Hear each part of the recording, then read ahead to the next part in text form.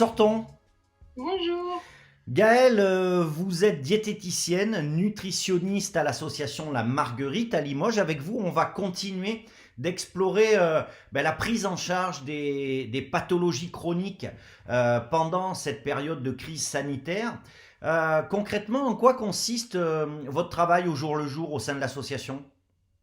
Alors, au sein de l'association, je vais principalement organiser des ateliers tout au long de l'année, donc pour diverses pathologies, aussi pour le tout public, parce que la Marguerite a aussi un rôle de prévention. Et donc, à ceci va s'ajouter donc les entretiens individuels pour les patients qui le nécessiteraient, ou aussi du coup ma présence sur des manifestations, etc. Voilà. En D'accord. fait. Alors aujourd'hui, on va parler de quelque chose d'extrêmement important hein, durant cette période aussi délicate, c'est le système immunitaire. Comment faire pour avoir un système immunitaire qui fonctionne bien? Alors, le point clé d'un bon système immunitaire, ça va être d'avoir une bonne hygiène de vie. Alors, une bonne hygiène de vie, c'est quoi? Donc, ça va passer par avoir une alimentation variée et équilibrée, limiter sa consommation d'alcool, avoir une activité physique régulière, donc que ce soit à l'intérieur ou à l'extérieur, il est important de continuer de bouger, même en cette période de confinement. Donc on peut utiliser l'heure journalière autorisée par le gouvernement pour sortir un peu dehors, prendre le soleil, faire de la marche rapide ou une activité un petit peu plus soutenue. Donc tout ceci dans le respect des consignes de sécurité, bien entendu. Ensuite, donc, il va être important de ne pas fumer ou tout du moins de diminuer, d'essayer d'arrêter, de dormir suffisamment. Il est très important d'avoir un sommeil bien réparateur. Et enfin, le dernier point, ça va être de gérer, de limiter son stress. Donc pour cela, je vais vous renvoyer vers ma collègue sophrologue qui fera une ou deux vidéos pour apprendre à gérer son stress et ça pourra peut-être vous aider. Très bien. D'un point de vue alimentaire, Gaël, sur quels critères devons-nous nous concentrer durant cette période? Alors, d'un point de vue alimentaire, on va mettre l'accent particulièrement sur trois points. Donc, le premier point, ça va être d'avoir des apports en vitamines, micronutriments vitamines, minéraux et oligo-éléments Hmm. bons.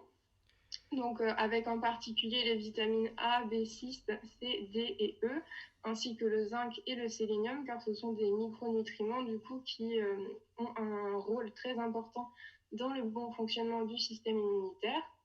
Ensuite, en deuxième point, ça va être d'avoir de bons apports en acides gras essentiels, donc en particulier les oméga 3 qui sont trop peu consommés dans la population contrairement aux oméga 6. Et en troisième point, on va avoir de faire attention à prendre soin de son microbiote. Donc le microbiote, c'est aussi appelé la flore intestinale et donc il joue un très grand rôle dans la santé du système immunitaire. C'est pour ça que qu'il est important d'en prendre soin. Donc, globalement, ce qu'il faut retenir ici, c'est qu'il est important de ne pas avoir de carence. Donc, en ayant une alimentation variée et équilibrée, dans le cadre d'une bonne hygiène de vie, si par hasard votre médecin détecte une carence spécifique, à ce moment-là, il pourra vous envoyer vers des spécialistes de la nutrition pour y pallier ou vous supplémenter si la situation le requiert. Alors, bon, ok, tout ça c'est très intéressant, mais c'est très technique. En Oui. pratique, pour quelqu'un comme moi, hein, vous savez, je suis un garçon, je vais doucement, il faut bien m'expliquer. En pratique, qu'est-ce qu'on doit faire? Qu'est-ce qu'on doit manger? Qu'est-ce qu'il vaut mieux éviter?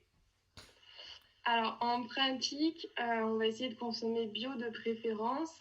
Et puis par jour, donc, on va mettre dans son assiette des légumes à chaque repas en bonne quantité.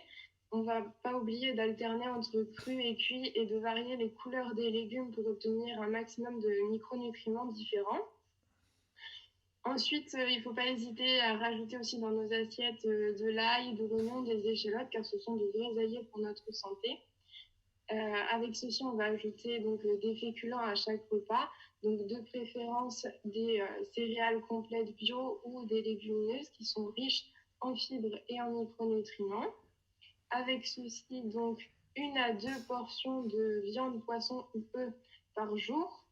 Donc, en variant tout au long de la semaine les sources, bien entendu, à savoir qu'il est recommandé de consommer au moins 2 portions de poisson par semaine, dont une de poisson gras pour les apports en oméga 3. Donc ensuite, à nos plats, il va être intéressant d'ajouter de bonnes huiles.